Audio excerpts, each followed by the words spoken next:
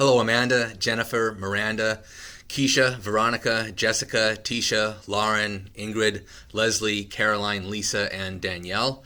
Thank you for an outstanding first week of discussion. I really appreciate all of your comments, insights, and enthusiasm. Just a few comments about the discussion and then a little bit about the upcoming assignment for week 2. Miranda, thanks for starting us off. And I appreciate your willingness to share some insights from your own experience. Really, all of you, I really appreciate your willingness to share insights from your experiences. Miranda felt that Christensen was admirable for sticking to his commitment not to play basketball on Sundays, despite the fact that it was a big deal. I mean, it was a big loss, not just for him, but for his teammates, for him not to play. But Christensen felt he made that commitment and he didn't want to waver, arguing that it's better and easier to make the commitment and never break it than it is to always be looking for excuses and exceptions. There were others of you that also felt that way. Some of you, like Jen, felt that Christensen could not be more incorrect, that this was a very unhelpful way to lead life, and trying to stick to religious or other commitments 100% all the time, never varying, is not a way to lead a fruitful and flourishing life. And Lisa and others of you were kind of in the middle. They thought, well, it's kind of admirable to have these kinds of commitments, and perhaps they are appropriate sometimes, but Lisa wondered if always being 100% committed is feasible, or if you really do have to consider that there may be times for exceptions. And here's the thing. I think most of us do have certain commitments that we will never, or really for all practical purposes, never violate. My guess is that none of us would kill another human being. Now, there may be some extreme circumstances to save the life of one of our own children, something like that, but pretty much that's not going to happen, and we don't really have to think about it. We've made that commitment, and we really don't have to think, oh, I'm really mad today, maybe I should kill that person. The thought doesn't even occur to us. And I think that's one of the things that Christensen is trying to say to us, is that when we make a commitment, when we make a 100% commitment, for example, that I will never lie to my coworkers, then you're not faced with that choice every day. You've just made that decision. Lying is not an option, and you function in your life more easily because you've made that commitment. Now, as Lisa pointed out, that doesn't mean that there may be some extreme circumstance where you would tell a lie to one of your coworkers. Say one of your coworkers goes completely insane and wants to kill another one of your coworkers and says, hey, is Joe in that closet over there? And even if Joe is in the closet there, you maybe tell a lie to save Joe's life.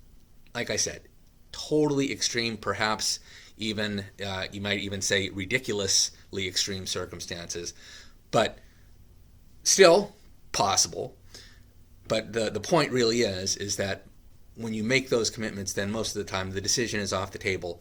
And that does, in fact, make life somewhat easier, because we don't get into having to weigh and balance things and have decision fatigue all the time. I also want to say that I appreciate the different examples that all of you raised. Caroline, you had a great story about how you stuck to your commitment to your customers and your employees, to making the best recommendations for your customers for their pets in terms of food, not just going with the company rule to push their own brand, even in cases where it would have been an inferior choice for your customers and their pets. And I really appreciate that story because it turned out well too, that you showed that sticking to your commitments, even in the face of pressure from management, very negative pressure from management, you were able to do the right thing, and it turned out well. Obviously, doing the right thing doesn't always turn out well. It could have gone a different direction, but in this case, in this case, your commitment and your honesty and your connection with your employees and your customers really made the difference. So I appreciate that. I also appreciated the story that you told, Keisha, about helping Jeremy. Again, an example where it shows us that going beyond what is strictly required, making that extra effort to be compassionate and caring and engaged with people in the world can sometimes just make a profound difference, can have a profound benefit on someone else. Is it something that we can require people to do in every circumstance? No, we can't. That's the thing. We can't require those things, but we can inspire one another to do them when we have opportunities and capacity. And I also wanted to lift up what Ingrid and Tisha and Lauren had to say. All of you brought up instances where race was a factor in an ethical situation, an ethical dilemma, an ethical controversy, and that will come up again in class.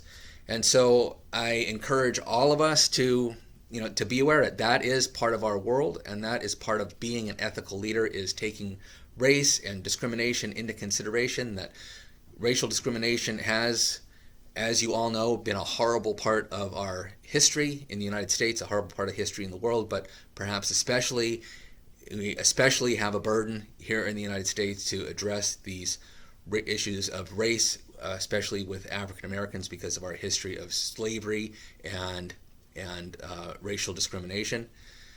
Other groups have also been discriminated against. We need to consider that. We need to be aware of that. We need to work against that as ethical leaders. Week 2.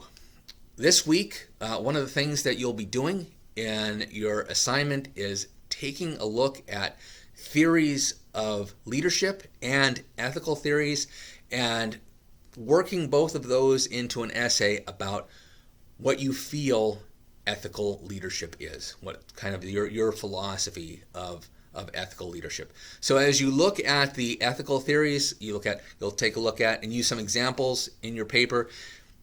Perhaps you're persuaded by deontological ethics. Deontological ethics is the ethical theory that says there are certain moral maxims which we must always follow. Christensen would have been a deontological kind of thinker. There are certain things that are moral rules or ethical rules, and you always follow them. Then there's utilitarian or consequentialist ethics, and that follows the maxim that what we always try to do, the ethical thing to do, is what will produce the greatest happiness or the greatest good for the greatest number of people, and that will, that's our ethical guide. And then there's virtue ethics, which says that the kind of person that you are, the kind of character that you have, the values that you express in your life, things like honesty and courage, are what make it possible for us to be ethical, and are the definition of what an ethical life looks like. And then, of course, there are theories of leadership, authentic leadership, servant leadership. There are some other theories of leadership in the article that you'll be reading this week. Incorporate those into your thinking as you put together that essay. If there's any way that I can be helpful to you, if you have any questions, please reach out to me. You can send me an email, reach out to me through Canvas, send me a text message, give me a call if that is your preferred method of communication. I want this class to be as helpful as possible and for you to be as successful as possible. Thanks.